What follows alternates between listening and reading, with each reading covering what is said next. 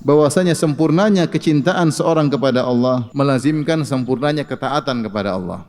Kalau benar-benar hatinya penuh dengan cinta kepada Allah, maka ketaatannya pun akan sempurna. Berdasarkan cinta kepada Allah, maka akan terproyeksikan pada anggota tubuh. Karena hati terproyeksikan pada anggota tubuh. Semakin seorang agung besar cintanya kepada Allah Subhanahu wa taala, maka semakin agung pula ibadahnya kepada Allah.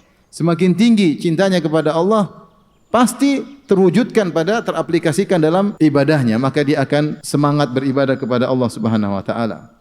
Dan sebaliknya pun demikian.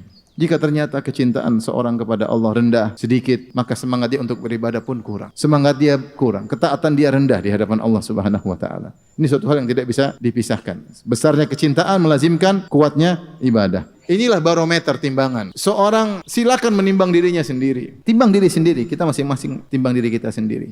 Sejauh mana semangat kita beribadah kepada Allah Subhanahu wa taala.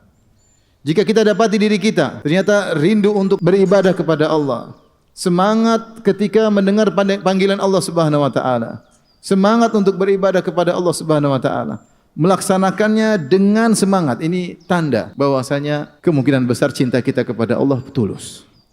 Terbukti dari aplikasi kehidupan kita sehari-hari. Tapi kalau kita dapati dalam kehidupan kita, kita malas-malasan mendengar panggilan Allah untuk memenuhinya, malas-malasan, merasa berat. Nah, ini ada bermasalahan, ada dalam hati kita. Cinta kita bermasalah kepada Allah Subhanahu wa taala. Maka masing-masing dari kita, mari kita periksa diri kita. Sudahkah kita semangat? Sudahkah kita kencang ketika mau menjalankan ketaatan? Kalau benar, maka mudah-mudahan itu cinta kita tulus kepada Allah. Tapi jika tidak, hati-hati, sungguhnya cinta kita kepada Allah bermasalah.